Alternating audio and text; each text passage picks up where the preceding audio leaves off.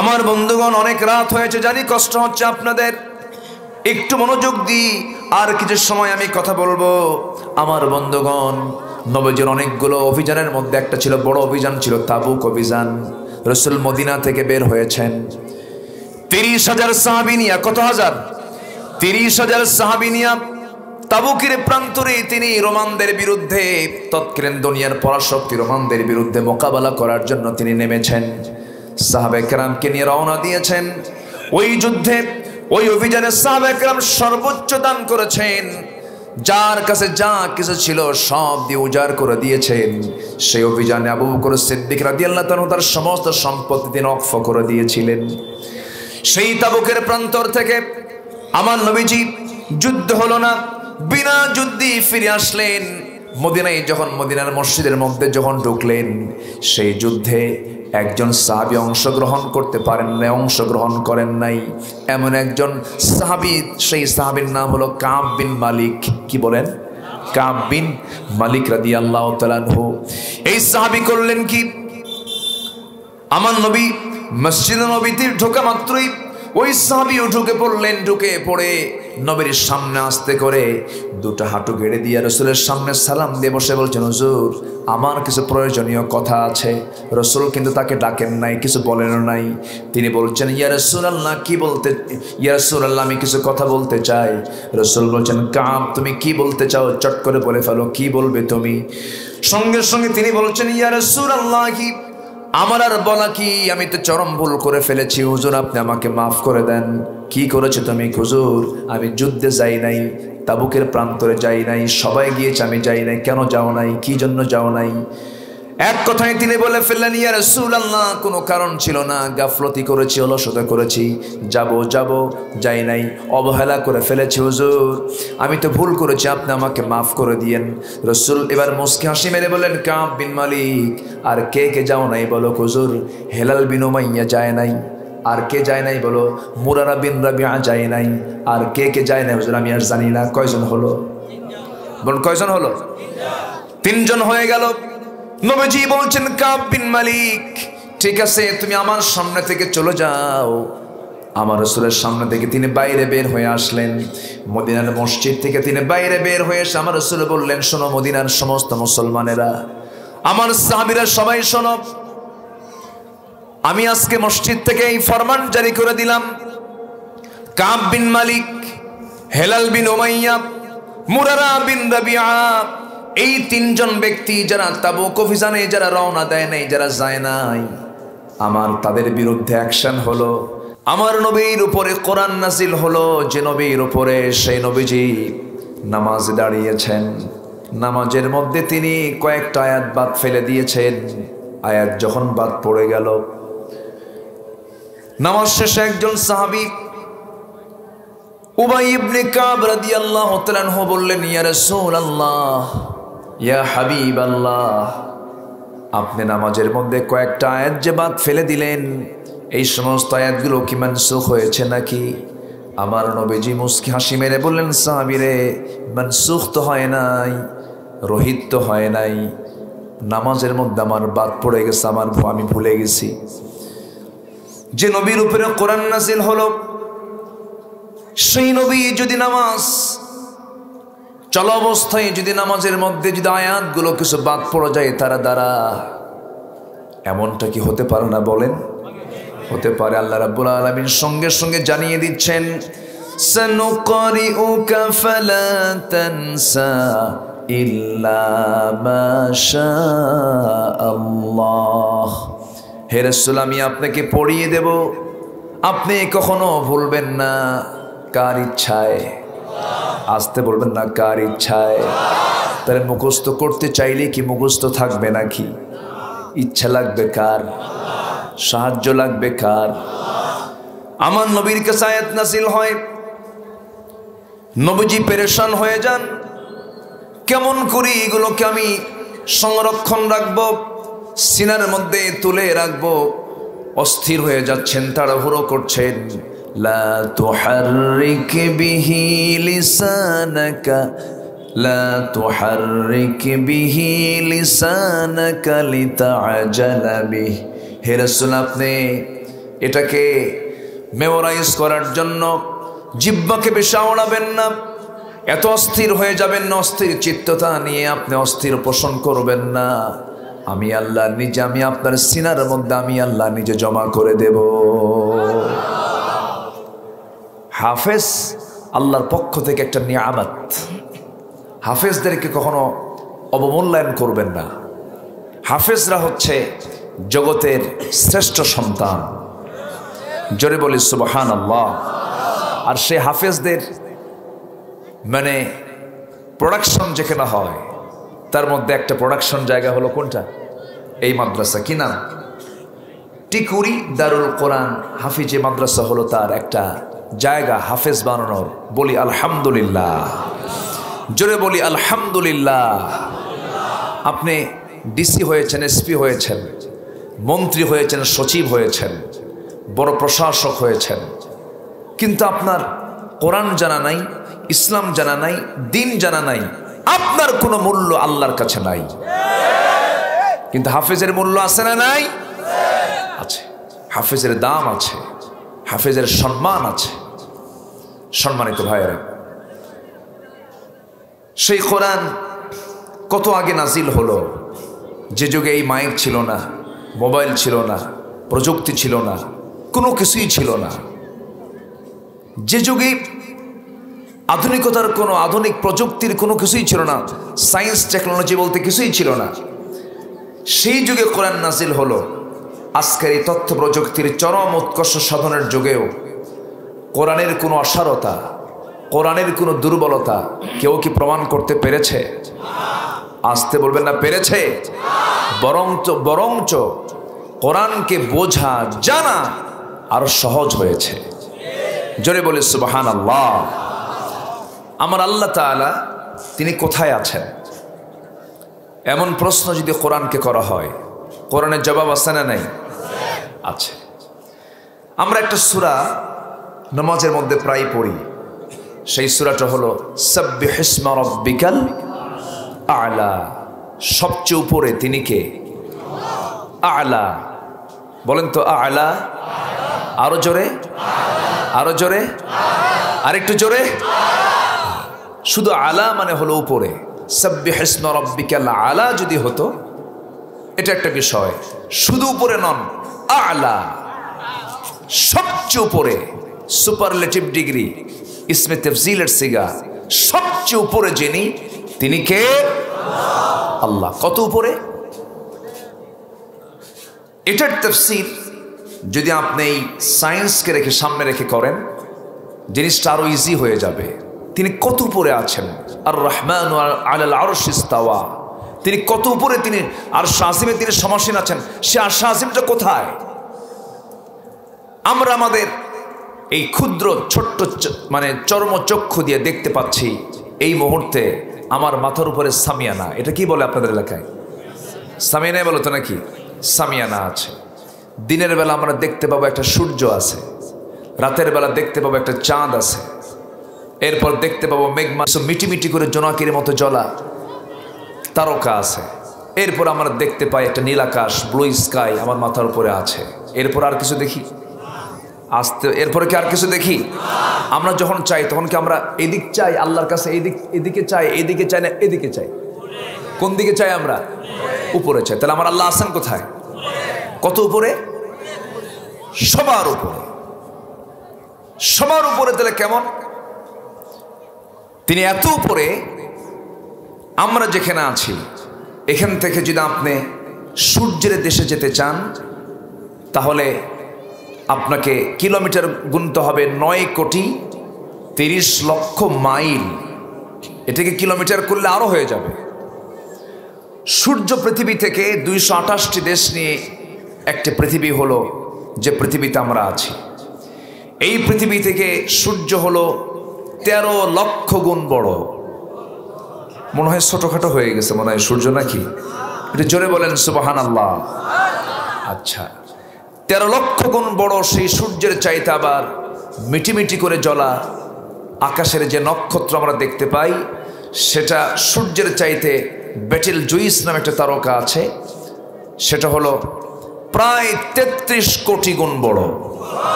এইরকম ব্যাটেল জুইসের মতো, supernova, আড্রা, Proxima Centauri, এরকম করে বহু অসংখ্য তারকারাজি মহান রাব্বুল আলামিন আকাশে ঝুলিয়ে রেখেছেন, মহাশূন্যে ঝুলিয়ে রেখেছেন। যায়্যানা সামাআদ দুনিয়া বিমাসাবিহ।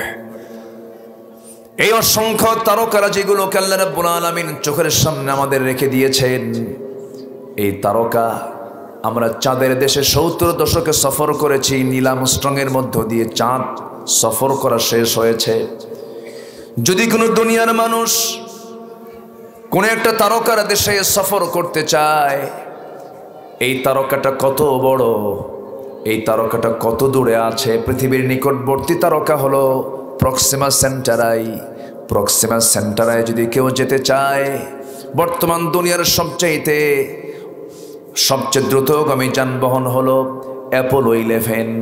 অ্যাপোলো 11-এ চড়ে যদি কেউ যেতে চায়, যার ঘন্টার গতি হলো 39,000 কিলোমিটার, এই গতিতে যদি কেউ ওই তারকা প্রক্সিমা সেন্টারি নামক সেই তারকার দেশে যদি চাঁদের দেশের মতো যাওয়ার ইচ্ছা পোষণ করে, তার সময় লেগে যাবে 1,15,000 বছর মাত্র। যাবেন কারা কারা? হাত তোলেন।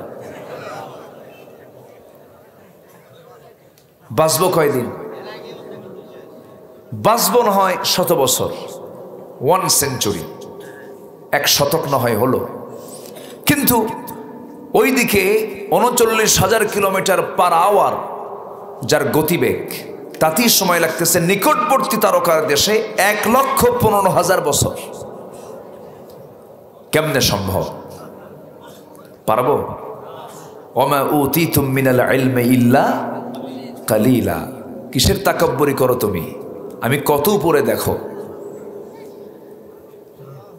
সেই তারকার দেশ, সেই তারকা আল্লাহ তাআলা একটা দুইটা নয়, অসংখ্য কোটি কোটি তারকা দিয়ে এক একটা গ্যালাক্সির মধ্যে রেখে দিয়েছেন। সেখানে রয়েছে ব্ল্যাক হোল, গ্যালাক্সি। এই তো মহাশূন্যের কথা বললাম, এরপরে আছে মহাকাশ। এই মহাকাশের উপরে আছে আবার আরেকটা মহাশূন্য, এরপরে আছে হলো আরেকটা আকাশ, এরপরে মহাশূন্য, এরপরে আরেকটা আকাশ। এরকম করে আমার আল্লাহ এক আকাশের মালিক নন, আমার আল্লাহ হলেন 7 সামাওয়াত, 7 আকাশের মালিক। তিনি কে? আসতে বলবেন না, তিনি কে? আল্লাহ। সেই 7 আকাশ, 6ষ্ঠ আকাশে আল্লাহ রাব্বুল আলামিন তার সীমান্ত একটা এরিয়া রেখে দিয়েছেন, ইনদা সিদরাতিল মুনতাহা। জিবরিল আমিন আলাইহিস সালাতু ওয়াস সালাম নবীজিকে যখন মেরাজে, যখন তাকে সফর সঙ্গী করেন, তার সফর সঙ্গী হয়ে যখন রওনা দিয়েছেন, সিদরাতুল মুনতাহায় গিয়ে বললেন, ইয়া রাসূলুল্লাহ, আমি আর যেতে পারবো না, এখানে আমার সীমানা শেষ। আপনার জন্য স্পেশাল ফ্লাইট আসতেছে, আপনি চলে যাবেন, মেরাজ করবেন, আল্লাহর সঙ্গে আপনার দিদার হয়ে যাবে। Marconi, Faraday, James Watt, Copernicus, Einstein, Dalton, Galileo, দুনিয়ার এই সমস্ত বিজ্ঞানী মহাকাশ জমিনের সমুদ্রের কিছু তথ্য দেবার কারণে আমরা মহাবিজ্ঞানী বলি। অথচ আল্লাহ তাআলা তার রাসূলকে 7টা আকাশ পেরিয়ে আরশ আজিম পর্যন্ত নিয়ে গেছেন। তিনি যা কিছু দেখেছেন, তিনি আরো কত বড় বিজ্ঞানী, জোরে বলুন সুবহানাল্লাহ। আমার আল্লাহ তাআলার আরশ আজিম 7টা আকাশের উপরে। আমার আল্লাহ বলছেন, বান্দা তুই আমার তাসবিহ জপবি না কার তাসবিহ জপবি?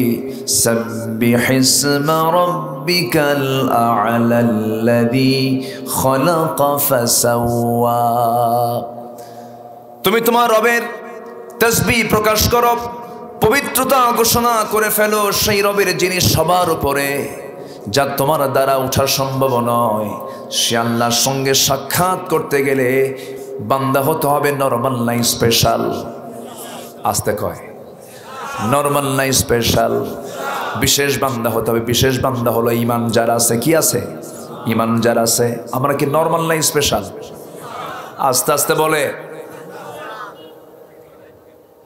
কষ্ট পাচ্ছেন নাকি আপনারা? জোরে বলে ইনশাআল্লাহ। আমার ওমর ফারুক ভাইয়ের পরে কি আর ওয়াজ হয় আমার? উনি অনেক সুন্দর কথা বলেছেন। আমার খুব কাছের মানুষ উনি। আল্লাহ তুমি তার সকল কথাগুলোকে জাতির জন্য কবুল করে নাও। জোরে বলি আল্লাহুম্মা আমিন। সম্মানিত ভাইয়েরা, তাহলে যে আল্লাহ আমার এত বড়, যে আল্লাহর হাতে আমার প্রাণ, যে আল্লাহ আমাকে বানালেন আল্লাযী খালাকা ফাসাওয়া, যিনি আমাকে শুধু সৃষ্টি করলেন না, আবার ব্যালেন্স করলেন। দুটো চোখ আপ ডাউন করেছেন না সমান করেছেন? দুটো ভ্রু আপ ডাউন করেছেন না সমান করেছেন? দুটো হাত ছোট বড় করেছেন না সমান করেছেন?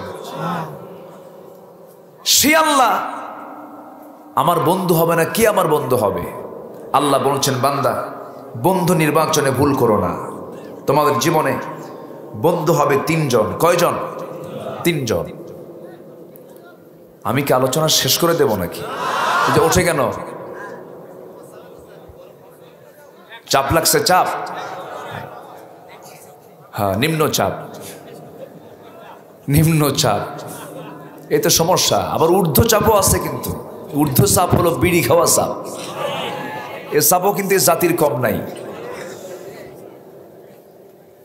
এমন কোন সংসদ অধিবেশন নাই যে সংসদ অধিবেশনে বিড়ির দাম বাড়ে নাই। প্রত্যেকটা বছরই বাজেটে বিড়ির দাম বাড়ে। জাতীয় বলে যত বাড়াও টানাটেনে ছাড়বো না, ঠিক কিনা? এত বিড়ি খায় এ জাতি, কল্পনাও করতে পারবেন। ইটের ভাটা ফেল, এত খাওয়া খায়। আছে না নাই? আছে। বিড়ি খাওয়ার ভাবসাব দেখে মনে হয় যে আগের কোনো নবী বিড়ি খাইছে কিনা। আসলে কোনো নবী কি বিড়ি খাইছে? এরকম পচা জিনিস কি নবীরা খাইতে পারে? আল্লাহ তুমি সকল নেশা থেকে জাতিকে হেফাজত করো। সকল নেশার শুরু হলো বিড়ি। সকল নেশার শুরু কি? বিড়ি। আগে টানে, এরপরে ঢালে, এরপরে কি? ঢালে। কোনো নেশার দিকে যাব না আমরা। জোরে বলি ইনশাআল্লাহ। এটা ওয়াজ কিন্তু হয়ে গেল। আমার দিকে তাকান। তাহলে আমার বন্ধু জীবনে হবে তিনজন। এক নম্বর বন্ধু আমার কে হবেন? আসতে বলবেন না, কে হবেন? তিনি কি উপরে না? শুধু উপরে না সবার উপরে? কত উপরে বুঝতেছেন তো? এ দুনিয়ার কোনো বিমান টিমান চলবে না, কিন্তু দুনিয়ার কোনো ফ্লাইটও চলবে না। এখন আমার বন্ধু আছেন এত দূরে, সেই বন্ধুর কাছে আপনি যাবেন কেমনে? সাহায্য লাগবে কার? জান্নাত তো আল্লাহ তাআলা।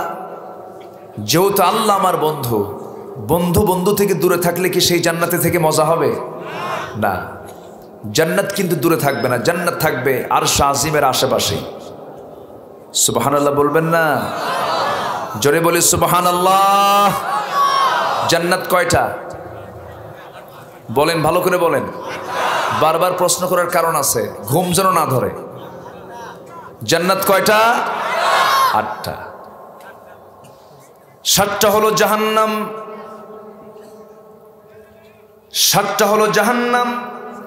যদিও সংখ্যায় জাহান্নাম কম, কিন্তু জাহান্নামের লোক হবে বেশি।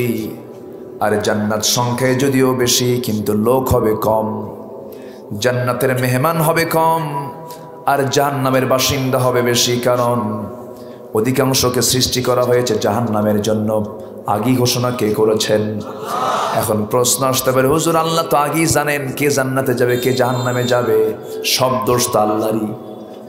এরকম বলার লোকও কিন্তু বেকুব মার্কা কিছু লোক আছে। আছে না নাই? উঠবেন না? আছেন? উঠবেন? আচ্ছা, খান নাই তো। আচ্ছা ঠিক আছে। আপনারা যাবেন না তো? আবার আমার কিন্তু ডানেও থাকলো না, বামেও থাকলো না। সামনে আসেন তো? আপনারা সামনে আসেন তো? আচ্ছা, দেখা যাক। জোরে বলি ইনশাআল্লাহ। চেয়ারটা একটু টানবেন, একটু পিছনে দেন। হ্যাঁ। সম্মানিত ভাইয়েরা, তাহলে আমার আল্লাহকে যেমন করি হোক, সবার আগে আমার জীবনের টার্গেট হবে, ও আল্লাহ তোমাকে কেমনে কাছে পাবো, তোমার সঙ্গ কেমন করে লাভ করব। এই দুনিয়াতে বসে যদি কেউ আল্লাহর সঙ্গে কথা বলতে চায়, দিদার করতে চায়, তার জন্য কয় ওয়াক্ত নামাজ দেওয়া হয়েছে? আসতে বলবেন না। কয় ওয়াক্ত নামাজ দেওয়া হয়েছে? 5 ওয়াক্ত নামাজ দেওয়া হয়েছে। যদি কোনো বান্দা আল্লাহর সঙ্গে সরাসরি কথা বলতে চাই, তার ফোন নাম্বার আল্লাহ রাব্বুল আলামিন দিয়েছেন 244342434। বুঝতেছেন তো? ফজরের কয় রাকাত, জোহরের কয় রাকাত, আসরের কয় রাকাত, মাগরিবের কয় রাকাত, এশার কয় রাকাত? 24434। এই 5টা ডায়ালে যদি কেউ সুন্দর করে 5টা ওয়াক্ত যদি ডায়াল করতে পারে, কান্নাকা তারাহু, রাসূল বলেছেন তুমি যখন নামাজে দাঁড়াবে তখন তুমি মনে করবে অবশ্যই তুমি আল্লাহকে যেন দেখছো। ওয়াইল্লাম তাকুন তারাহু ফাইন্নাহু ইয়ারাক, তুমি যদি আল্লাহকে না দেখতে পাও আল্লাহ তোমাকে অবশ্যই দেখছেন। এমন করে তোমাকে নামাজ পড়তে হবে। এমন নামাজ যদি তুমি পড়তে পারো, আল্লাহর সঙ্গে তোমার দিদার হয়ে যাবে, সাক্ষাৎ হয়ে যাবে। তুমি যদি নাই দেখতে পাও তাহলে তুমি ভাববে ওয়াইল্লাম তাকুন তারাহু ফাইন্নাহু ইয়ারাক। নামাজে যদি তুমি আল্লাহকে না দেখতে পাও তবে তোমার ভাবতে হবে আল্লাহ তোমাকে অবশ্যই দেখছেন। এতে কোনো সন্দেহ নাই। এই জন্য বন্ধু, যদি আল্লাহকে বানাতে চাই, আমরা শিখে নিলাম আজান শোনার সঙ্গে সঙ্গে আমরা কোথায় চলে যাব? এই দেশে মুসলিম বেশি না অমুসলিম বেশি? বলেন, মুসলিম না নন মুসলিম? মুসলিম বেশি এই দেশে। কিন্তু এখন আবার যদি প্রশ্ন করি, এই দেশে নামাজি বেশি না বেনামাজি বেশি? বলেন। তাহলে এই দেশে আমলওয়ালা মুসল্লি বেশি না বেআমলওয়ালা মুসল্লি বেশি? বেআমল মুসলিম বেশি। যে মুসলিম বেআমল হয়, যে মুসলিম বেনামাজি হয়, যে মুসলিম মদের বোতল নিয়ে থাকে, যে মুসলিম জেনার কারবার করে, যে মুসলিম সুদের কারবার করে, এটা আবার কেমন মুসলমান হলো? মুসলমানকে এই সমস্ত হারাম কাজ কি করতে পারে নাকি? এই সমস্ত কাজগুলো আমাদের মুসলিম সমাজে বন্ধ না চালু? বলেন, বন্ধ না চালু? চালু আস। তাহলে আমি মুসলমান, আমার নাম আব্দুর রহমান, আব্দুল মালিক, আব্দুল গফুর, আব্দুর রহিম, আব্দুল মুমিন, এত সুন্দর সুন্দর নাম রাখার পরেও নামাজ হলো না, রমজান মাসে রোজাও হলো না, মদের বোতল থাকলো, জেনার কারবার থাকলো, চুরির কারবার থাকলো, সুদের কারবার থাকলো, ব্যাংকের অফিসার ঘুষের কারবারও থাকলো। ঘুষের টাকা রমজান মাসে হাতে না নিয়া পকেটের মধ্যে ঢুকায় নেয়, ইফতারের পরে তা খুলে দেখে। এরকম করে যদি কোনো চিন্তাবান্দা এমন করে যদি হারাম পন্থা অবলম্বন করে যদি কোনো বান্দা বলে আমি একজন মুসলমান, আমার আল্লাহকে সেই বান্দাকে প্রকৃত মুসলমানের ঘোষণা দিয়েছেন নাকি? বলেন, প্রকৃত মুসলমান ঘোষণা দিয়েছেন? প্রকৃত মুসলমান হতে হলে, আল্লাহর প্রকৃত বন্ধু হতে হলে আমাকে আপনাকে প্রকৃত মুসলমান হতে হবে, আল্লাহর দ্বীনকে মেনে চলতে হবে। হিন্দুর ছেলে হিন্দু হতে পারে, ব্রাহ্মণের ছেলে ব্রাহ্মণ হতে পারে, বৌদ্ধের ছেলে বৌদ্ধ হতে পারে, এরপরে এরকম করে ইহুদির ছেলে ইহুদি হতে পারে, কিন্তু মুসলমানের ছেলে মুসলমান হতে পারে না, ইমামের ছেলে ইমাম হতে পারে না যদি তার মধ্যে ইমান না থাকে, ইসলাম না থাকে, দিন না থাকে। জোরে বলেন ঠিক কিনা? এই জন্য মুসলমানের এই বাস্তবতা, মুসলমান এই পরিচয় যদি আমি আপনি দিতে চাই, আমার মধ্যে ইসলামটা রাখতে হবে 16 আনা। আল্লাহকে বন্ধু বানাতে হলে ইসলামকে নিয়েই আল্লাহকে বন্ধু বানাতে হবে। নামাজ পড়লাম না, আল্লাহ আমার কেমন করে বন্ধু হবেন? 1 নম্বর হুকুম হলো আমরা কয় ওয়াক্ত নামাজ পড়ব? বলেন, আসতে বলবেন না। কয় ওয়াক্ত নামাজ? 5 ওয়াক্ত নামাজ। আল্লাহ রাব্বুল আলামিন কোরআনে কারীমের ভিতরে একবার নয়, দুবার নয়, 3 বার নয়, 80 বারেরও বেশি বার নামাজের কথা বলেছেন। যে কথা বারবার বলা হয় তার গুরুত্ব কমে না বাড়ে? তার গুরুত্বটা বেড়ে যায়। রাসূল তেমন শব্দ, কড়া শব্দ বলেছেন, আল ফারকু বাইনাল মুমিন ওয়াল কাফির তারকুস সালাহ। কাফের এবং মুমিনের মধ্যে পার্থক্য সৃষ্টি করে দেয় হলো 5 ওয়াক্ত নামাজ। এই জন্য আমাদের আল্লাহর সঙ্গে বন্ধুত্ব তৈরি করার সবচেয়ে বড় সেতু বন্ধন হলো 5 ওয়াক্ত নামাজ আমরা পড়ব। জোরে বলে ইনশাআল্লাহ। পরিবারকেও পড়াবো। আমার কাছে খুব কষ্ট হচ্ছে আপনাদেরকে নিয়ে, মনে হয় কোনো কষ্ট ফেলতেছি কিনা জানি না। লোকজন এরকম করে ওঠা বসা করলে তো সমস্যা, একটু বসেন না। কত জায়গায় কত সময় চলে যায়, বিরক্ত হচ্ছেন নাকি আপনারা বলেন তো? ওঠেন কেরাই, এই যে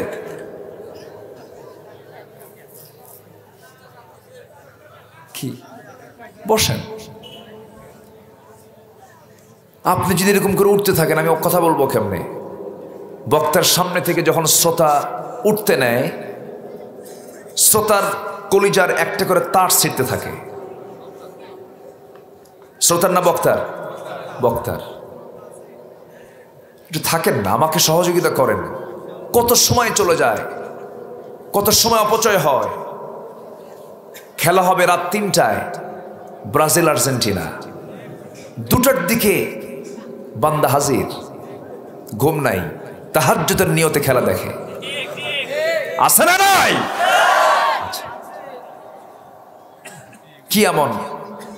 কি এমন রাত হয়েছে, কত রাত চলে যায়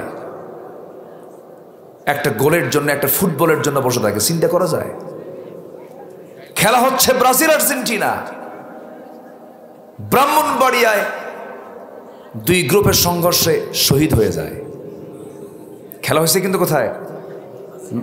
ব্রাজিল আর্জেন্টিনার খেলা, আর আমার দেশের ব্রাহ্মণবাড়িয়া মারামারি করে শহীদ হয় নাকি? এই তো হচ্ছে অবস্থা। এই জাতীয় কাজের সাথে, বেহুদা কাজের সাথে মুসলমানের কোনো সম্পর্ক থাকতে পারে না। ফজর নামাজ কাজা হয়ে যায়, বলা হয় ফজর নামাজ কাজা হলো কেন? হুজুর ঘুম জায়গা পায়নি। এরপরও আল্লাহ তাকে মাফ করে দেন। সুবহানাল্লাহ বলবেন না? নির্দিত ব্যক্তির জন্য কোনো কলম লেখা হয় না। রুফিআল কালাম, 3 শ্রেণীর জন্য আল্লাহ রাব্বুল আলামিন কলমকে তুলে নিয়েছেন। তার জন্য কিছু লেখা হবে না, গুনাহ লেখা হবে না। নাম্বার 1 হলো নির্দিত ব্যক্তি, যখন কোনো বান্দা ঘুমিয়ে পড়ে, জায়গা পেল না, ফজর নামাজ হলো না, যে সময় সে জায়গা পাবে সেই সময় নামাজটা পড়বে, আল্লাহ তাকে কবুল করে নেবেন। এটা কি নিয়মিত না অনিয়মিত? হঠাৎ করে হতে পারে। নাম্বার 2 হলো শিশুর জন্য, শিশুর জন্য কোনো কি নাই, কোনো কলম দিয়ে লেখা হবে না, তার কোনো গুনাহ হবে না। আরেকটা হলো মস্তিষ্ক বিকৃত বান্দা, যার মাথা ঠিক নাই, পাগল মানুষ, প্রতিবন্ধী মানুষ, মস্তিষ্ক মাথা ঠিক নাই, পাগল ব্যক্তি, এমন ব্যক্তির জন্য কলম কখনো লেখে না, তার জন্য কখনো আমলনামাগুলো জারি থাকে না। অতএব যে সমস্ত পিতামাতা মস্তিষ্ক পাগল, এমন ধরনের সন্তানের যারা পিতামাতা, তারা বড় ভাগ্যবান। ওই সমস্ত সন্তানদের উপরে কখনো রাখবেন না, খেপবেন না, কারণ ওই পাগল সন্তানটা আপনার জীবনের জান্নাতের ওসিলা হতে পারে। জোরে বলে সুবহানাল্লাহ। ছেলে একটা বানাইছেন শিক্ষিত, কিন্তু নামাজ পড়ে না, বেনামাজি, বদকার। আর আরেকটা সন্তান পাগল, উম্মাদ, তার কোনো হিসাব হবে না। ওই সন্তানটা আপনার জান্নাতের ওসিলা হতে পারে। এই জন্য সন্তানদেরকে, যেগুলো অসুস্থ সন্তান, এদেরকে নিয়ে কখনো আপনি বিরক্ত হবেন না। প্রতিবন্ধী, অসুস্থ, পাগল, অনেক মা বিরক্ত হয়, কয় আল্লাহ তোমার চোখ কি আসলেই কানা হয়েছে নাকি? জোরে কর নাউজুবিল্লাহ। এগুলো বলা উচিত না।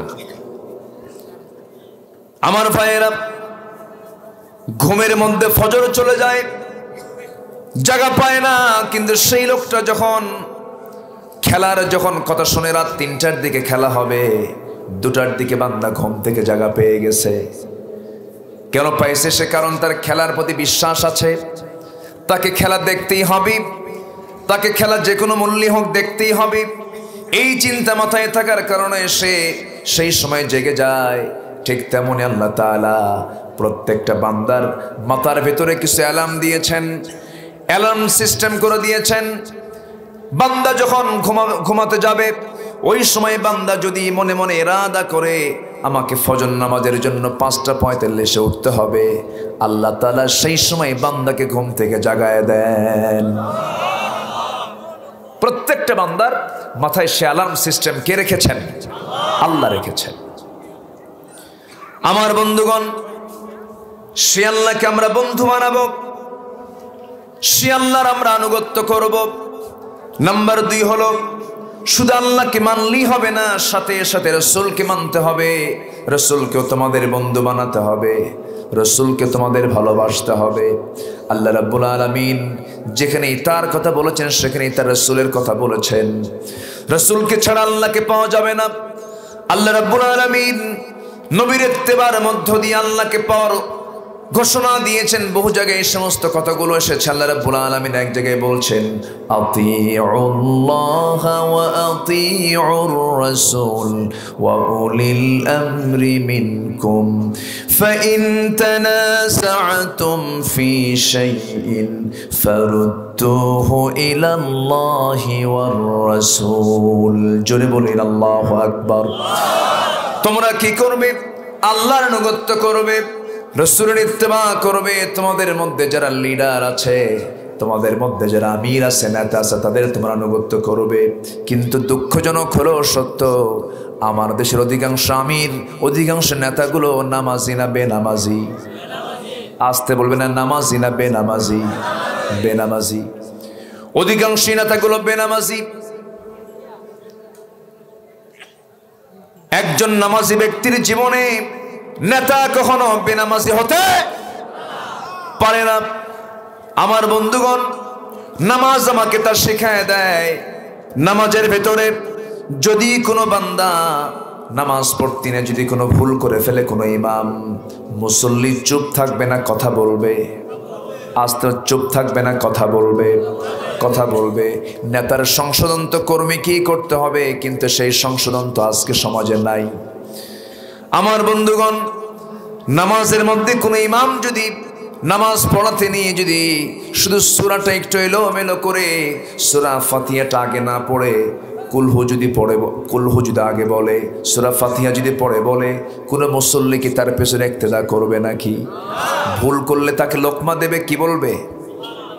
আল্লাহু আকবার। কি বলবে? আল্লাহু আকবার বলবে। লোকমা দিয়া তাকে সংশোধন করবে। হুজুর, ইমাম সাহেব, আমি আপনার পেছনে ইক্তেদা করছি, হুকুম মানছি কার? আপনি ভুল করে ফেললেন, নামাজটা আপনার ভুল হয়ে যাচ্ছে, সূরা কিরাত আপনার উল্টাপাল্টা হয়ে যাচ্ছে। পরপর আপনি 2বার 3বার পর্যন্ত লোকমা দিবেন, কিন্তু ইমাম তবুও শুনছে না। ইমাম তবুও সূরা ফাতিহাটা আগে না পড়ে মাত্র সূরাটা একটু উল্টাপাল্টা করেছে, কুলহু দিয়ে আগে শুরু করছে। সবাই কুলহু পারেন তো নাকি? না সূরা ইখলাস পড়েন? কোনটা পারেন বলেন? ইখলাস না কুলহু? ও আচ্ছা আচ্ছা, অনেকে কুলহু পারে কিন্তু ইখলাস পারে না, এই জন্য কুলহু কইছি। আমার বন্ধুগণ, সামান্য সূরা যদি মুকদ্দম মুআখার হয়ে যায়, আগের সূরা পরে পরের সূরা আগে হওয়ার কারণে যদি মুসল্লি পিছন থেকে লোকমা দিয়ে দেয়, লোকমা দেওয়ার ফলে ওই ইমাম সাহেব চেঞ্জ হয়ে গেছে, ভালো কথা। যদি না চেঞ্জ হয় সেই সময় কি করবেন আপনি? সেই সময় আপনার দায়িত্ব হলো, ইবনে হাজার আসকালানী রাহমাতুল্লাহ আলাইহি বলেছেন, সেই সময় ওই মুসল্লিদের দায়িত্ব হলো, বিশেষ করে ওই সুইরাচের ইমামের পিছনে যে দাঁড়ায় আছে তার দায়িত্ব হলো নামাজটা আস্তে করে ছেড়ে দিয়া ওই সুইরাচারের ঘাড়টা শক্ত করে ধরে ঘাড় ধাক্কা দিয়া মসজিদ থেকে বের করে দেওয়া। কারণ সে লঙ্ঘন করেছে কার বিধান? কার বিধান লঙ্ঘন করেছে? আল্লাহর বিধান। ঠিক তেমনি সমাজে কিছু নেতা আছে যারা আল্লাহর বিধানকে সমাজ থেকে উৎখাত করে মানুষের তৈরি করা বিধানকে যারা কায়েম করতে চায়, আছে না নাই? একজন ইমানদারের উচিত ওই সমস্ত বেয়াদব বেনামাজি নেতাদের ঘাড় মটকায় সমাজ থেকে বের করে দেওয়া। কিন্তু এই কাজ কয়জন করে? মসজিদ পর্যন্ত দখল করেছে সুদখোররা। মসজিদের কমিটির মূল দায়িত্ব পালন করে হলো মদখোররা। আমি কি ভুল বলতেছি? আমি কি কথা বলবো? শরাবখোর, সারা সপ্তাহ নামাজ পড়ে না, শুক্রবারে জুমার নামাজে চলে আসে, মদ তো খাইছে। মদ খাইলে কি লাল হয় বলেন? কি লাল হয়? আকাম করলে তার আকামের সার্টিফিকেট আল্লাহ তাআলা মুখে দিয়ে দিয়েছেন। বিড়ি খেলে ঠোঁট কি হয়? কালো হয়। পাপ করবেন, পাপ আপনাকে ঘেরাও করবে। পাপ করবেন না, আল্লাহ আপনাকে সম্পূর্ণ নিরাপদে রাখবেন। জোরে বলে সুবহানাল্লাহ। পাপ কিন্তু বাপকেও ছাড়ে না। দেশে দুর্ভিক্ষ হবে কেন? গোটা বৈশ্বিক সংকট। দুর্ভিক্ষ দেওয়ার মালিককে আসতে বলবেন না কে? আমার প্রতি মানুষের নজর দয়া বেশি না আল্লাহর দয়া বেশি? কার দয়া বেশি? অতএব দুর্ভিক্ষ থেকে বাঁচার জন্য কার কাছে যাবো আমরা? একদিকে দুর্ভিক্ষের কথা আমাদের কানে আসে, আবার ওই দিকে জাতীয় পত্রিকায় দেখতে পেলাম দেশ থেকে 14 লক্ষ কোটি টাকা পাচার হয়েছে। 14 লক্ষ কোটি যারা পাচার করলো তারা কত বড় পীর সাহেব, কত বড় বুজুর্গ। আমার দেশে জুতা চোরের শাস্তি হয়, কলম চোরের শাস্তি হয় না। এরকম ডাকাত আছে না নাই? আছে। সম্মানিত ভাইয়েরা, সম্মানিত বন্ধুগণ, এজন্য সমাজের সকল অস্থিতিশীলতাকে দূর করার জন্য, সমাজের সকল অরাজকতা দূর করার জন্য সৎ নেতৃত্বকে বেছে নিতে হবে। আর কথা মুখ থেকে একটাই বের করতে হবে, এই জমিন যার, আইন চলতে হবে তার। এই মতের পক্ষে রাজি আছেন কারা কারা? হাত উঁচু করে রাখেন মুসলমান।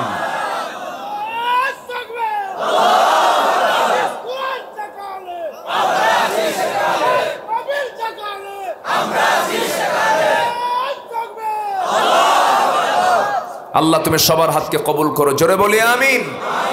আরো জোরে আমিন। পাপ করলে, যে পাপ করবে তার ভিতরে 7টা জিনিস চলে আসবে। 1 নাম্বার, যে পাপ করবে সে হবে 1 নাম্বার হবে নির্লজ্জ। কি হবে? লজ্জা থাকবে না। দেখেন না, ধরা পড়ে এরপরে হাসে। আছে না নাই? আছে। যে পাপ করে সে নির্লজ্জ হয়, তার হায়া থাকে না। এক চোর বাড়িতে গিয়ে ধরা পড়ছে চুরি করতে গিয়া, তখন বলছে তোর লজ্জা শরম কিছু নাই, আমার গ্রামের সম্মান তুই শেষ করলি। কে? বাজারের মধ্যে চুরি করে ধরা খাই তাই আমার কিছু হয় না, এ তো বাড়িতে ধরা খাইছি। কি কথা কি বুঝতেছেন আপনারা? নাম্বার 2, যে পাপ করবে, সূরা বাকারার 81 নম্বর আয়াতে আল্লাহ তাআলা বলেছেন পাপ তাকে ঘেরাও করে ফেলবে। বালা মান কাসাবা সাইয়্যাতাও ওয়া আহাতাত বিহি খাতিআতুহু। নাম্বার 2 হলো তার চেহারার সৌন্দর্য নষ্ট হবে। মদ খেলে চেহারা ঠিক থাকে? বিড়ি খেলে চেহারা ঠিক থাকে? হারাম খেলে চেহারা ঠিক থাকে? আমার ভাইয়েরা, হলো সে রোগাক্রান্ত হয়ে পড়বে। জেনা যে সমাজে বেড়ে যাবে সেই সমাজে নতুন নতুন রোগ চলে আসবে। আজকের সমাজে জেনা আছে না নাই? নতুন রোগও আছে না নাই? নাম্বার 4 হলো রিজিক বরকত শূন্য হয়ে যাবে, রিজিকের কোনো বরকত থাকবে না। নাম্বার 5 হলো ওই পাপী লোকটাকে সবাই ঘৃণা করবে। নাম্বার 6 হলো অন্তরটা কালো হয়ে যাবে। নাম্বার 7 হলো ওই পাপী বান্দার কোনো দোয়া আল্লাহর দরবারে মঞ্জুর হবে না। এই জন্য আমরা পাপকে বর্জন করব। জোরে বলি ইনশাআল্লাহ। আরো জোরে বলি ইনশাআল্লাহ। কোনো পাপের দিকে যাব না। 1000 বার সুবহানাল্লাহ পড়লে আপনি যে সওয়াব পাবেন, 1000 বার জিকির আজকার করলে আপনি যে সওয়াব পাবেন, 1000 রাকাত নফল নামাজ পড়ে আপনি যে সওয়াব কামাই করবেন, তার চেয়ে আপনি যদি একটা পাপকে ছেড়ে দেন, আল্লাহর দরবারে এই পাপ মুক্ত থাকাটাই সবচেয়ে বেশি সওয়াবের কাজ। জোরে বলি সুবহানাল্লাহ। আমার দেশে অনেকে আছি লক্ষ টাকা খরচ করে হজ করে আসে, আবার দেশের যাত্রা কমিটির মেম্বার হয়। আসতে বলবেন না, আছে না নাই? এরকম করে ইসলাম মানার কোনো সুযোগ ইসলামে নাই। ইসলাম মানতে হবে 16 আনা, আর সেই ইসলামকে জমিনে কায়েমের জন্য চেষ্টা চালাতে হবে। নামাজ পড়লে আপনি জান্নাত পাবেন এমন গ্যারান্টি আপনাকে কে দিয়েছে? রোজা রাখলে আপনি জান্নাত পেয়ে যাবেন, শুধু রোজা রাখলেই যথেষ্ট, আপনি জান্নাত পাবেন কে গ্যারান্টি দিয়েছে? আমি গোটা কোরআন আপনার সামনে ছেড়ে দিলাম, একটা আয়াত আপনি দেখাতে পারবেন না নামাজ পড়লে আমি তোমাকে জান্নাত দিয়ে দেবো, এমন একটা সরাসরি কোনো আয়াত নাই, নাই একটা আয়াত আপনি দেখাতে পারবেন না। এর মানে কি আবার বুঝতেছেন যে হুজুর নামাজ না পড়লেও চলবে, এরকম ভাবতেছেন নাকি আপনারা? আল্লাহ তাআলা তা বলেন নাই, কিন্তু আল্লাহ তাআলা একটা জায়গায় বলেছেন, বান্দা আমি তোমাকে কি এমন একটা বিজনেসের কথা বলবো, এমন একটা ব্যবসার কথা বলবো, যে ব্যবসাটা করলে পরে, যে কাজটা করলে পরে জাহান্নামের আগুন থেকে আমি তোমাকে রক্ষা করে আমি তোমাকে জান্নাতের মেহমান বানাইয়ে দেব। জোরে বলি সুবহানাল্লাহ। সেই কাজটা কি? সেই কাজটা হলো সব ফরজের বড় ফরজ, সেটা হলো ইকামতে দ্বীনের কাজ তোমাকে করতে হবে না। কিমুদ্দিন ওয়ালা তাতাফাররাকু ফি। আল্লাহ তাআলা বান্দাকে এই কাজের ব্যাপারে তাকিদ দিয়েছেন, গুরুত্ব দিয়েছেন। একটা প্রেক্ষাপটের কথা মনে হয়ে গেল, আমার নবীজি জীবনে ৮৬টি যুদ্ধ পরিচালনা করেছেন। কতগুলো যুদ্ধ? ৮৬ যুদ্ধ পরিচালনা করেছেন। ২৭টি যুদ্ধের তিনি, জিহাদের তিনি নেতৃত্ব রাসূল নিজেই দিয়েছেন। জোরে বলেন সুবহানাল্লাহ। পিছনে থেকে না সামনে থেকে? আমার রাসূল কি কখনো পিছনে ছিলেন না সামনে ছিলেন? যত আঘাত নবীজি নিজে বরণ করে নিয়েছেন, সবার আগে রাসূল আঘাতপ্রাপ্ত হয়েছেন। আর আজকের সমাজের নেতাগুলো আগে থাকে না পিছে থাকে? যত রক্ত লাগে দেব, প্রয়োজনে লোক পাঠাবো, মাগার আমি যাব না। এসি রুমে বসে থাকে, আছে না নাই? আমার ভাইয়েরা, আমার বন্ধুগণ, অনেক রাত হয়েছে জানি, কষ্ট হচ্ছে আপনাদের, একটু মনোযোগ দিই, আর কিছু সময় আমি কথা বলবো। আমার বন্ধুগণ, নবীজির অনেকগুলো অভিযানের মধ্যে একটা ছিল, বড় অভিযান ছিল তাবুক অভিযান। রাসূল মদিনা থেকে বের হয়েছেন ৩০,০০০ সাহাবী নিয়া। কত হাজার?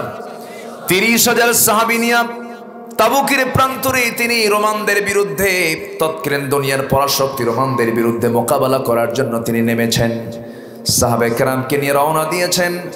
ওই যুদ্ধে, ওই অভিযানে সাহাবায়ে কেরাম সর্বোচ্চ দান করেছেন, যার কাছে যা কিছু ছিল সব দিয়ে উজাড় করে দিয়েছেন। সেই অভিযানে আবু বকর সিদ্দিক রাদিয়াল্লাহু তাআলা তার সমস্ত সম্পত্তি তিনি ওয়াকফ করে দিয়েছিলেন। সেই তাবুকের প্রান্তর থেকে আমার নবীজি, যুদ্ধ হলো না, বিনা যুদ্ধে ফিরে আসলেন মদিনায়। যখন মদিনার মসজিদের মধ্যে যখন ঢুকলেন, সেই যুদ্ধে একজন সাহাবী অংশগ্রহণ করতে পারেন না, অংশগ্রহণ করেন নাই এমন একজন সাহাবী। সেই সাহাবীর নাম হলো কাব বিন মালিক। কি বলেন? কাব বিন মালিক রাদিয়াল্লাহু তাআলা আনহু। এই সাহাবী করলেন কি, আমার নবী মসজিদে নববীতে ঢোকা মাত্রই ওই সাহাবীও ঢুকে পড়লেন। ঢুকে পড়ে নবীর সামনে আস্তে করে দুটো হাঁটু গেড়ে দিয়ে রাসূলের সামনে সালাম দিয়ে বসে বলছেন, হুজুর আমার কিছু প্রয়োজনীয় কথা আছে। রাসূল কিন্তু তাকে ডাকেন নাই, কিছু বলেন নাই। তিনি বলছেন, ইয়া রাসূলুল্লাহ, কি বলতে? ইয়া রাসূলুল্লাহ, আমি কিছু কথা বলতে চাই। রাসূল বলছেন, কাব তুমি কি বলতে চাও? চট করে বলে ফেলো, কি বলবে তুমি? সঙ্গে সঙ্গে তিনি বলছেন, ইয়া রাসূলুল্লাহ, আমার আর বলা কি, আমি তো চরম ভুল করে ফেলেছি, হুজুর আপনি আমাকে মাফ করে দেন।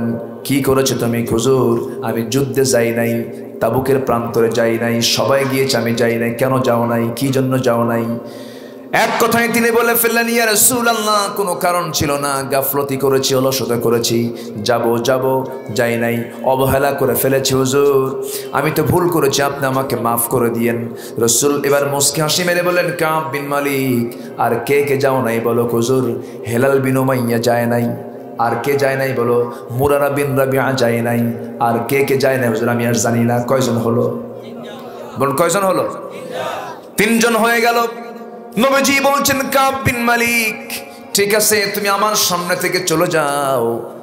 আমার রাসূলের সামনে থেকে তিনি বাইরে বের হয়ে আসলেন। মদিনার মসজিদ থেকে তিনি বাইরে বের হয়ে এসে আমার রাসূল বললেন, শোনো মদিনার সমস্ত মুসলমানেরা, আমার সাহাবীরা সবাই শোনো, আমি আজকে মসজিদ থেকে এই ফরমান জারি করে দিলাম, কাব বিন মালিক, হেলাল বিন উমাইয়া, মুরারা বিন রাবিআ, এই তিনজন ব্যক্তি যারা তাবুক অভিযানে যারা রওনা দেয় নাই, যারা যায় নাই, আমার তাদের বিরুদ্ধে অ্যাকশন হলো। এই তিনটা লোকের সঙ্গে মদিনার কোনো মুসলমান কোনো লেনদেন, কোনো কথাবার্তা, এমনকি সালাম কালাম পর্যন্ত কেউ করতে পারবে না। আমার কথা কি বোঝা যায়? ওই সাহাবী তিনজনের কি নামাজের কোনো অভাব ছিল নাকি? ছিল অভাব? নবীর মোহাব্বতের কোনো অভাব ছিল নাকি? ছিল না। এই তিনজনকে যখন রাসূল মদিনার মসজিদের লিস্ট করে দিলেন, এই তিনজনের সঙ্গে কেউ কথা বলতে পারবে না, এই কথাগুলো তিনজন সাহাবীর কানে যখন চলে গেছে, আকাশ থেকে যেন তারা ভেঙে পড়েছেন। গোটা পৃথিবী তাদের কাছে একেবারেই সংকীর্ণ হয়ে গেল। কাব বিন মালিক রাদিয়াল্লাহু তাআলা আনহু তিনি কি করলেন? সোজা বাড়ির দিকে চলে গেলেন। বাড়িতে যখন তিনি দরজায় নক করে বলছেন, স্ত্রী দরজাটা খুলে দাও, দরজা খোলো। ভিতর থেকে স্ত্রী দরজা না খুলে বলছে, আমার স্বামী গো, দরজা তো খোলা দরকার, ভালো কথা, কারণ আপনার তো বাড়ি, আমার তো দরজা খোলা কর্তব্য। কিন্তু আমি যদি আপনাকে বাড়িতে ঢোকার জন্য দরজা খুলে দেই, আমি কিন্তু পিছনের দরজা দিয়ে আমি বাইরে বের হয়ে চলে যাব, কারণ রাসূল যার বিরুদ্ধে বয়কটের ডাক দিয়েছেন, আমি স্ত্রীও তার বিরুদ্ধে বয়কটের ডাক দিলাম। একটু আসতে বলেন সুবহানাল্লাহ। ইসলাম এত সস্তা না। 5 ওয়াক্ত নামাজ পড়বো, রমজান মাসে রোজা রাখবো, টাকা আছে হজে যাব, দান সদকা করব, আর একখান মাদ্রাসা বানায় দিয়ে জান্নাত চলে যাব। এত সস্তা জান্নাত নয়। সূরা তওবা পড়েন, সূরা তওবা পড়লে সব বোঝা যাবে। আমার ভাইরা, আমার বন্ধুগণ, নূহ আলাইহিস সালাতু ওয়াস সালামকে তার লোকেরা মেরে মেরে জমিনের আহত করে রক্তাক্ত করে ফেলে চলে গেছে। জাকারিয়া আলাইহিস সালাতু ওয়াস সালামকে করাত দিয়ে চিরে 2 টুকরো করেছে। ইয়াহইয়া আলাইহিস সালাতু ওয়াস সালামকে জবাহ করে নবীর মাতা রানীর সামনে উপস্থাপন করেছে। আবু হানিফা রাহমাতুল্লাহ আলাইহির মতো একজন বড় ইমাম তিনি ছিলেন, তাকে জেলখানার মধ্যে আটকে রেখেছে 8 বছর। কত বছর বলেন? 8 বছর। নামকাস্ত মুসলমান জালিম শাসক বাদশা মনসুর তাকে জেলখানা আটকে রেখে বলেছে, আবু হানিফা, আমার রাষ্ট্রের তোমাকে কাজীর দায়িত্ব দেব, আমি তোমাকে কাজীর পদ দেব, তুমি আমার মতো করে তোমার বিচারালয় বিচার করবে। আবু হানিফা বললেন, বাদশা মনসুর, তোর মতো জালিম শাসকের অধীনে থেকে কাজীর পদ নেওয়ার কোনো দরকার আমার নাই, কিন্তু এখন কিছু লোভী লোক আছে না নাই? আসতে বলবেন না, আছে না নাই? আছে। আমার ভাইয়েরা, এত বড় পদ তাকে দিতে চাইলেন, সেই পদ না নিয়ে তিনি জেলখানায় ঢুকলেন। 8 বছর পর্যন্ত তাকে কারাবরণ করতে হয়েছে। তার মাকেও ধরে আনা হয়েছে জেলখানার ভিতরে। মার চোখের সামনে সন্তানকে মারে, মার চোখে পানি দেখে আবু হানিফা চিন্তায় পড়ে, আহারে আমার বুড়া মার কষ্ট হচ্ছে। কিছুক্ষণ পর মা বলছে, বাজান, আমার কলিজার টুকরা আমার সন্তান আবু হানিফা, আমার দিকে তাকায় তাকায় তুই হতাশ হবি না। আমার চোখের পানি কিন্তু অন্য কারণে নয়, আমার চোখের পানি আসার কারণ হলো তোর প্রতি যে অত্যাচারগুলো হচ্ছে না, যেন অত্যাচার সহ্য করতে না পেরে জালিম শাসকের কথা তুই মানবি কিনা আমার কাছে সন্দেহ লাগে। আমি তোর মা হয়ে তোকে আমি সাহস দিতে চাই, এই অত্যাচারগুলো সহ্য করতে করতে তুই শহীদ হয়ে যাবি, তবুও বাতিলকে সমর্থন করবি না, তুই শহীদ হয়ে যাবি। কিয়ামতের দিন আমি আল্লাহর দরবারে শহীদের মা হওয়ার গৌরব অর্জন করে আল্লাহর সামনে গিয়ে দাঁড়াবো। আমার ভাইরা, আবু হানিফা শেষ পর্যন্ত তাকে বিষ প্রয়োগে ওই জেলখানায় তাকে হত্যা করা হলো, শহীদ করে দেওয়া হলো। সাইয়্যিদ আহমদ ইবনে হাম্বলকে প্রাণীর মতো, জীবজন্তুর মতো গলার ভিতরে দড়ি লাগায়া গোটা শহর তাকে ঘোরানো হয়েছে, অপমান অপদস্থ করা হয়েছে। ইমাম মালিককে মারতে মারতে পিঠের চামড়া তুলে ফেলা হয়েছে, হাতের জোড়া খসিয়ে ফেলা হয়েছে। কেন হয়েছে? কি জন্য হয়েছে? তারা অন্যায়ের প্রতিবাদ করেছেন, জুলুমের প্রতিবাদ করেছেন। ইমান এত সস্তা নয়, ইমানটাকে লালন করার জন্য বুকে সবসময় ধারণ করতে হবে। এই জমিনে কারো শাসন চলবে না, শাসন চলতে হবে কার? আসতে বলবে না, শাসন চলতে হবে কার? ইয়্যাকা না'বুদু ওয়া ইয়্যাকা নাস্তাঈন। আমরা তোমার ইবাদত করি, তোমার কাছে সাহায্য চাই। এই ইবাদত শুধু নামাজেও দরকার না, সমাজেও দরকার। নামাজও দরকার না সমাজেও দরকার? সমাজেও দরকার। আমার বন্ধুগণ, একটু কান লাগান, একটু মনোযোগ দিয়ে শুনুন। কাব বিন মালিক নিজের বাড়িতে ঠাঁই পেলেন না, বউ পর্যন্ত তার বিরুদ্ধে চলে গেছে। কারণ ইমান তো এমন একটা জিনিস, ইমান এমন একটি বিষয়ের নাম যা ভাই ভাই পার্থক্য সৃষ্টি করে দেয়, স্বামী স্ত্রী পার্থক্য সৃষ্টি করে দেয়, আত্মীয় আত্মীয় পার্থক্য সৃষ্টি করে দেয়। জোরে বলেন ঠিক কিনা? পার্থক্য করে দেয় না? বদর যুদ্ধ কাকে বলে? বদর যুদ্ধ তো ভাই ভাইয়ের যুদ্ধ, বদর যুদ্ধ তো বাপ বেটার যুদ্ধ, বদর যুদ্ধ তো জামাই শ্বশুরের যুদ্ধ, বদর যুদ্ধ তো রক্ত রক্তের যুদ্ধ, ঠিক কিনা? সবাই তো কোরাইশ, সবাই কি কোরাইশ।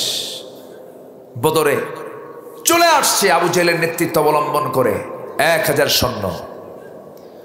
রাসূলের শিশু ইসলামকে, ক্ষুদ্র রাষ্ট্র মদিনা রাষ্ট্রকে তারা মিশিয়ে দেবার জন্য 1000 সৈন্য নিয়ে লোহিত সাগর পাড়ি দিয়ে চলে আসছে বদর নামক প্রান্তরে।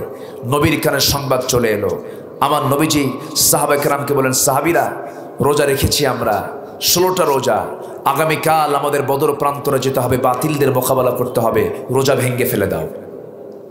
সুবহানাল্লাহ বলবেন না?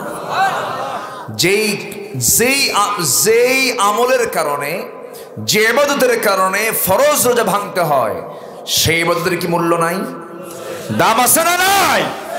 নামাজে মুনাফিক চেনা যায় না, রোজার মতো ইবাদতে মুনাফিক চেনা যায় না, দান সদকায় মুনাফিক চেনা যায় না।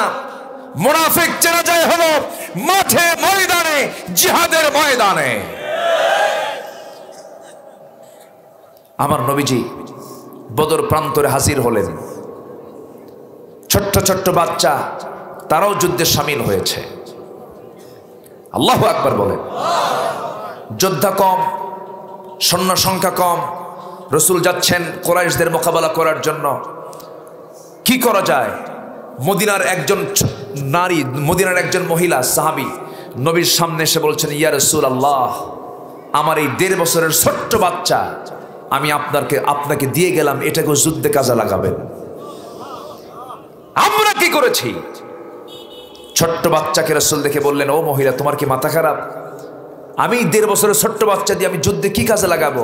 হুজুর, আমার তো প্রাপ্তবয়স্ক ছেলে নাই, আমার স্বামী নাই, এই সন্তানকে দিয়ে গেলাম, আপনি অন্তত এটাকে দিয়ে যুদ্ধের ঢাল বানাবেন। কি জজবা তাদের মধ্যে ছিল! আমার নবীজি দাঁড়ায় আছেন, ছোট্ট 2টা বাচ্চা, আফরার ছেলে মাআজ এবং মুআজ, এই দুজন এসে বলছে, ইয়া রাসূলুল্লাহ, শুনলাম যুদ্ধে নাকি সৈন্যের সংকট, যদি অনুমতি দেন আমরা দুজনে যুদ্ধে যাব। রাসূল বললেন, তোমাদের তো তরবারি ধরতে পারবে না, ফিটনেস নাই, ছোট্ট মানুষ, কেমনে? পারমিশন দেব না।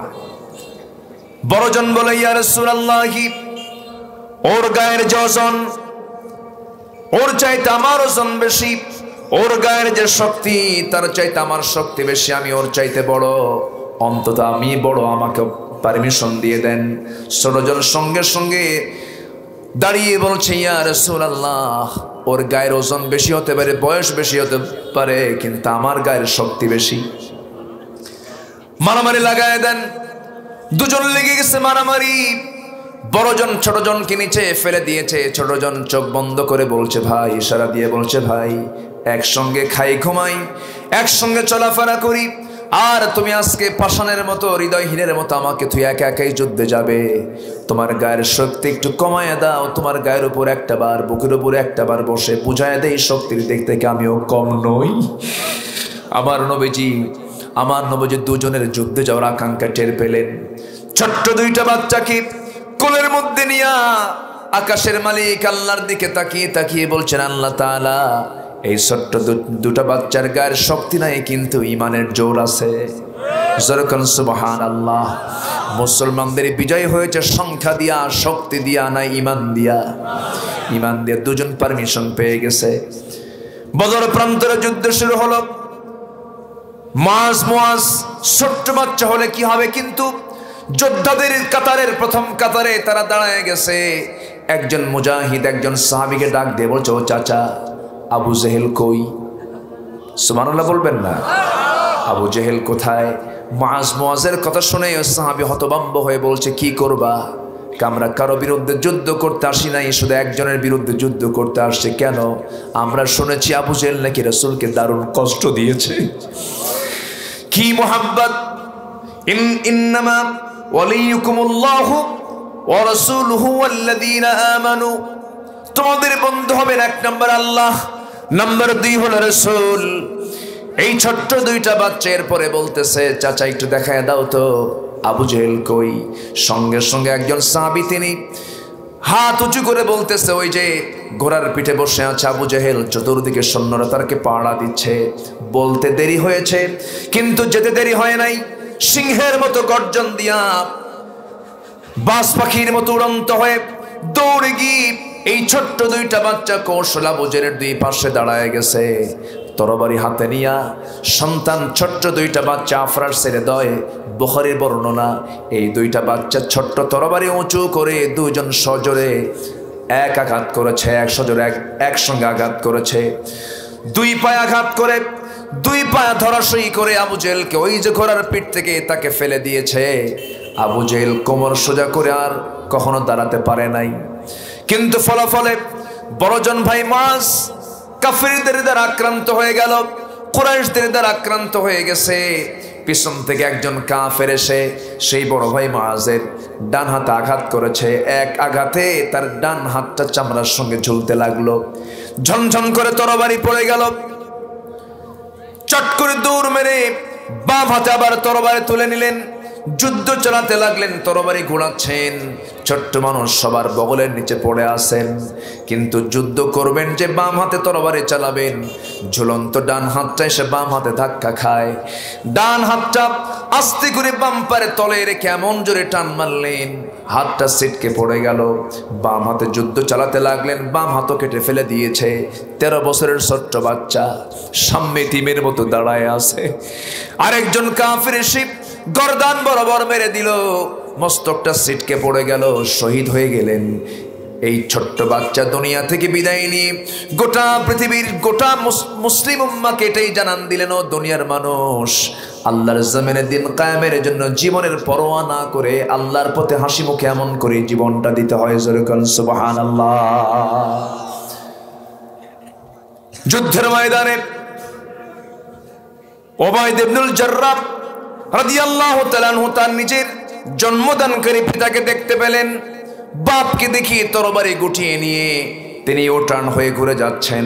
পরক্ষণেই ভাবলেন, আমার জন্মদানকারী পিতা হতে পারে, কিন্তু সে তো শিরকের প্রতীক। আবু জেহেলের নেতৃত্ব অবলম্বন করে এসেছে। আমি যদি বাপকে বাপ মনে করে, ইসলামের শত্রু মনে না করে আমি তাকে যদি ছেড়ে দেই, তাহলে কিয়ামতের দিন আমাকে মুনাফিকের কাতারে দাঁড় হতে হবে। এই চিন্তা মাথায় নিয়ে তরবারি আবার কোষমুক্ত করে ইউটার্ন হয়ে আবার ঘুরে দাঁড়ালেন। ঘুরে দাঁড়ায়া বাবার গর্দান বরাবর আঘাত করলেন। এক আঘাতে বাপ দুনিয়া থেকে বিদায় নিয়েছে। বদর প্রান্তরে মুসলমানদের বিজয় নিশ্চিত হয়ে যাওয়ার পর সবার মুখে হাসির ঝিলিক। 14 জন সাহাবী শাহাদাত বরণ করেছেন, 70 জন কাফের জাহান্নামে চলে গেছে। সবার মুখে হাসি সাহাবাদের, কিন্তু ওই উবাইদ ইবনুল জাররাহর মুখে হাসি নাই। রাসূল বলেন, উবাইদা কান্দে কেন? কি হয়েছে হুজুর? উবাইদার বাপ আজকে যুদ্ধে মারা গেছে। রাসূল বলেন, আরে আমার প্রিয় সাহাবী উবাইদার বাপ জাররাহকে কে মেরেছে? হুজুর আমরা কেউ মারি নাই। কে মেরেছে? উবাইদা নিজেই মারছে। আমার নবীজি দুইটা হাত সামনের দিকে আগায় দিয়ে বলছেন, উবাইদারে আমার বুকের মধ্যে চলে আয়। আজকে তুই ইসলামের জন্য যে অবদানটা রাখলি, তুই আল্লাহকে ভালোবাসিস, রাসূলকে ভালোবাসিস, ইমানদারকে ভালোবাসিস। তোর বাপকে তুই ইসলামের শত্রু মনে করে যে তুই তোর বাপকে যে হত্যা করে এই দুনিয়া থেকে ইসলামের শত্রু মনে করে দুনিয়া থেকে বিদায় করে দিলে, উবাইদা আল্লাহর জান্নাত তোমার জন্য আল্লাহ তাআলা ওয়াজিব বানায়া দিয়েছেন। জোরে বলেন সুবহানাল্লাহ। এই জন্য ইমান এমন একটি বিষয়ের নাম, পিতা পুত্রের পার্থক্য করে দেয়, ভাই ভাই পার্থক্য করে দেয়, দ্বন্দ্ব লাগিয়ে দেয়। কারণ সব একদিকে আমার ইমান, একদিকে আমি থাকবো কিসের দিকে বলেন? ইমানের দিকে। আমার বন্ধুকে হবেন 1 নম্বর বন্ধুকে আসতে বলবেন না কে? নাম্বার 2 হচ্ছেন মুহাম্মদ সাল্লাল্লাহু আলাইহি ওয়াসাল্লাম।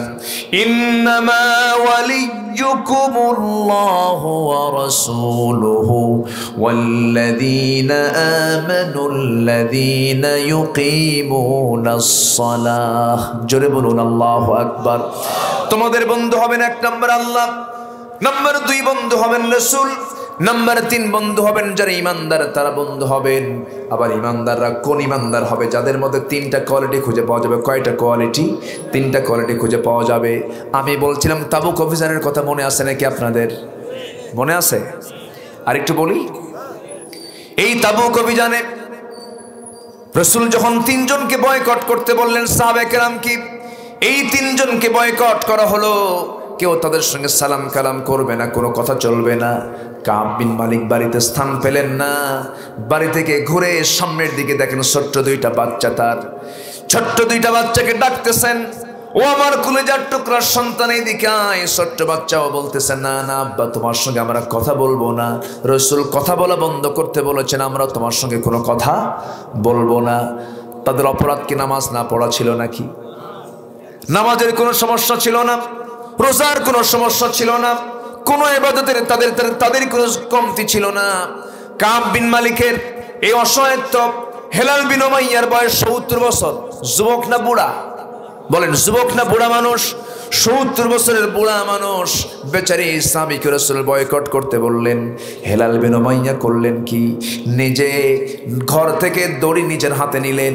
দড়িটা নিজের হাতে নিয়া মদিনার মসজিদের সামনে একটা কি বলে খোটা, একটা খামের সাথে, নিজের একটা খামের সাথে দড়িটা নিয়া 2 হাত স্বেচ্ছায় খামের সঙ্গে 2টা হাত বেঁধে, খুঁটির সাথে বেঁধে নিজেকে আসামি মনে করে চোখের পানি ফেলতে ফেলতে কাঁদতে লাগলেন।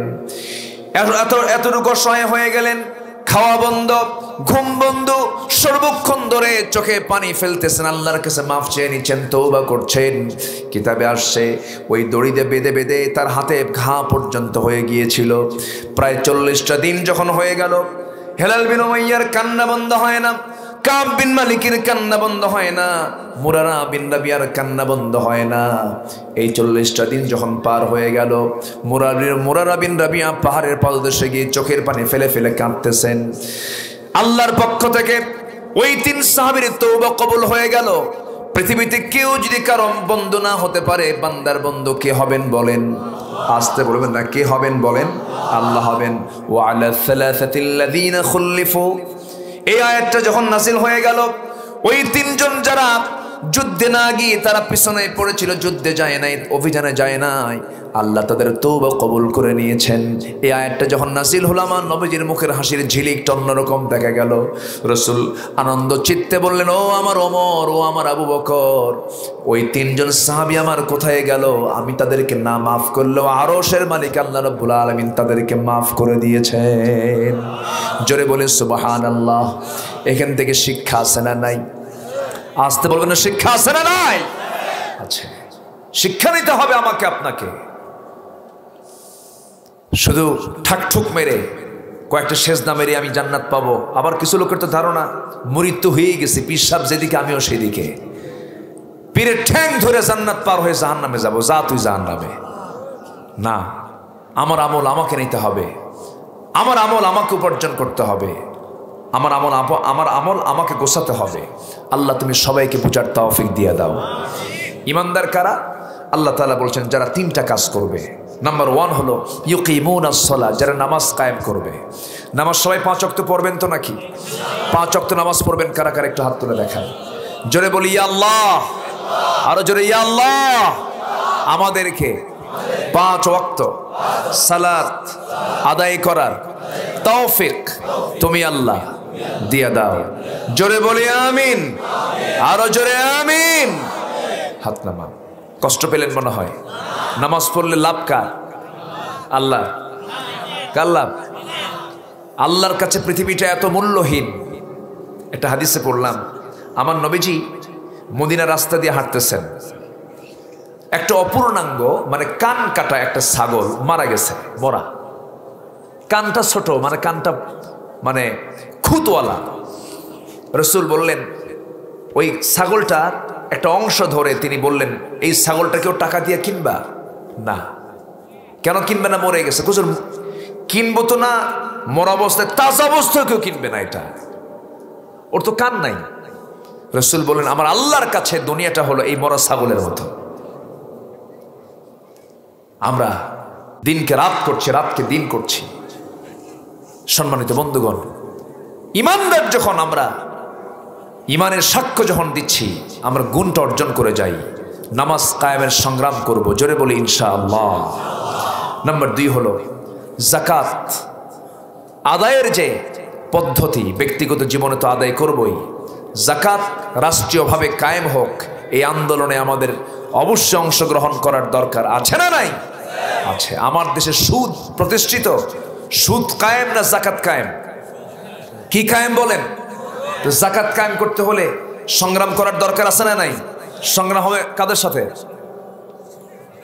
দেখেন আস্তে কয়, যারা সুদখোর তাদের বিরুদ্ধে সংগ্রাম হবে। সুদকে বন্ধ করতে হবে। এত দোয়া যায় কই? সাদ বিন আবি ওয়াক্কাস রাদিয়াল্লাহু তাআলা আনহু যে দোয়া করতেন সেই দোয়া কবুল হতো। তাকে প্রশ্ন করা হলো, আপনার দোয়া বিদ্যুৎ বেগে কবুল হওয়ার কারণটা কি? তিনি বলতেন, আমি আমার জীবনে যতবার কোনো খাবার মুখে নিয়েছি আগে দেখেছি এই খাবারটা কতটুকু হালাল। আল্লাহু আকবার বলবেন না? আর আমার দেশের মানুষ সুদের কারবার করে, সুদের টাকাটা আলাদা রেখে পৈতৃক সম্পত্তি বিক্রি করে এই টাকা দিয়ে হজ করে আসে। বলে যে আমার ওগুলো তো হারাম, বাপের তো জমাজমি হালাল ছিল, এই জন্য এই টাকা খরচ করে আসতে হজে। কিরকম ব্রেন খাটায় চিন্তা করেন। এরকম ব্রেন খাটায় দুনিয়া চলা যাবে, কিন্তু আখেরাতে আপনি জান্নাত পাবেন। ওহম রাকিউন, এবং রুকু করব, রুকুকারীদের অন্তর্ভুক্ত হব আমরা। রুকু করব কার সামনে? আসতে বলবেন না, কার সামনে?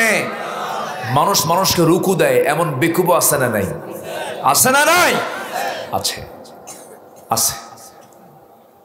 আল্লাহ তাআলা এর পরে বলছেন, ওয়ামান ইয়াতাওয়াল্লাল্লাহা ওয়া রাসূলাহু ওয়াল্লাযীনা আমানু, যারা আল্লাহ এবং রাসূলকে যারা বন্ধু বানাবে এবং যারা ঈমানদারকে বন্ধু বানাবে, ফাইন্না হিজবাল্লাহি হুমুল গালিবুন, জেনে রেখে দিও এরাই হলো আল্লাহর দল এবং এই আল্লাহর দলটাই বিজয়ী হয়ে যাবে। জোরে বলি সুবহানাল্লাহ। আল্লাহ তুমি এই 2 আয়াতের অনুকূলে আমাদের জীবনকে সাজানোর তৌফিক দিয়ে দাও। জোরে বলি আল্লাহুম্মা আমিন। রাত 1টা, আমি এত রাতে আসলে ময়মনসিংহে আবার এর সিস্টেমটা আছে মনে হয় না, অনেক রাতের একটা আলোচনার প্রভাব কিন্তু আছে। আমি গত 4-5 বছর আগে মুক্তাগাছার ওইদিকে একটা মাহফিলে গেছি, তো আমাকে বললো, 9টার দিকে গেছে, বললো হুজুর আপনাকে লেপ দিচ্ছি, খাওয়া দাওয়া করে ঘুমায় পড়ে। বললো আমি উঠবো কখন? হুজুর গত বছর মেহমান প্রধান বক্তা যে সময় উঠছে তার চেয়ে আপনি আধা ঘন্টা আগে উঠবেন। কখন? হুজুর এবার আপনি 3টায় উঠবেন। রাত কয়টায়? 3টায়। তাহলে সেদিক থেকে তো আমি এখানে আরো আগে আছি, তাই না? সমস্যা নাই। যারা এসেছেন সবাইকে ধন্যবাদ জানাচ্ছি এবং আপনাদের এই অংশগ্রহণ যেন জান্নাতের ওসিলা হয়, আল্লাহ কবুল করুন। জোরে বলি আল্লাহুম্মা আমিন।